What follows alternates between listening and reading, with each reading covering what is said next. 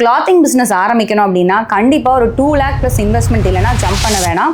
ஏன் அப்படின்னு பார்த்தீங்கன்னா கிளாத்திங் பிஸ்னஸில் ஏகப்பட்ட கேட்டகரிஸ் இருக்குது. எந்த கேட்டகரி பண்ண போகிறோன்றதை முடிவு பண்ணுங்க. உதாரணமாக கிட்ஸ் கிளாத்திங்கிறது ஒரு கேட்டகரி. இப்போ மதர்ஸ் வேர்னு ஒரு கேட்டகரி இருக்குது. உமன் வேர்லேயே டிஷர்ட் தனி, பேண்ட்ஸ் தனி. கிளாத்திங்னு வரும்போது நம்மளோட இன்வெஸ்ட்மெண்ட் ரொம்பவே அதிகமாக போகும். ஏன் அப்படின்னு பார்த்தீங்கன்னா நான் ஒரு பிளாக் டிஷர்ட் விற்கணும் அப்படின்னா என்னால் வெறும் பிளாக் மட்டும் விற்றுட்டு போயிட்டு இருக்க முடியாது. அதுலேயே டிஷர்ட்ஸில் நிறைய கலர்ஸ் நம்ம கொண்டு வந்துட்டே இருக்கணும். அது மட்டும் இல்லாமல் பல சைஸஸ் கொண்டு வரணும்.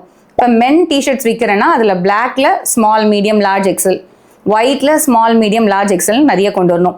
அதில் டிசைன்ஸ் கொண்டு வர ஆரம்பிச்சிட்டோம்னா ஏகப்பட்ட இன்வென்ட்ரியை நம்ம ஸ்டாக் பண்ணி வைக்கணும். ஸோ கிளாத்திங் பிஸ்னஸ் ஆரம்பிக்கணும் அப்படின்னா கண்டிப்பாக ஒரு 2 lakh ப்ளஸ் இன்வெஸ்ட்மெண்ட் இல்லைனா ஜம்ப் பண்ண வேணாம்.